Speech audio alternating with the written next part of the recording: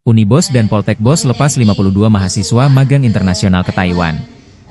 Sebanyak 52 mahasiswa dari Universitas Bosowa, Unibos, dan Politeknik Bosowa, Poltekbos, resmi diberangkatkan untuk mengikuti program magang industri di Taiwan, Rabu, 28 Mei 2025. Acara pelepasan berlangsung di ruang senat lantai 9 kampus Unibos, disaksikan langsung oleh pimpinan kampus dan orang tua mahasiswa.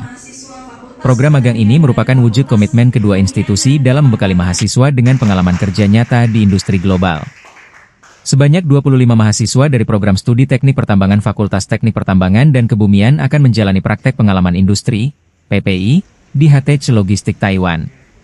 Dari Fakultas Pertanian, sebanyak 10 mahasiswa yang terdiri dari 4 mahasiswa agroteknologi dan 6 dari teknologi pangan akan magang di River Forest Link Waichuan, perusahaan ternama di bidang pertanian dan pengolahan pangan.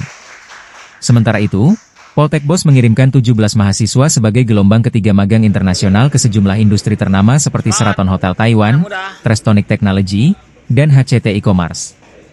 Program ini bagian dari strategi kami untuk menguatkan lulusan vokasi dengan pengalaman nyata di dunia kerja global, kata Direktur Poltekbos, Dr. Ahmad Yauri Yunus, ST, MT.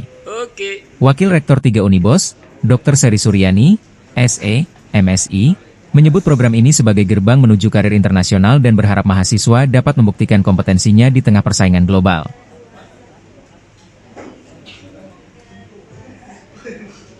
Ya, semangat.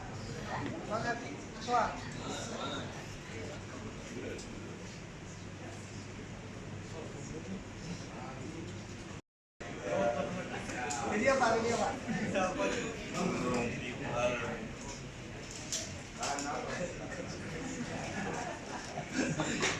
Desman dapat apa di belakang dari tadi? Capek.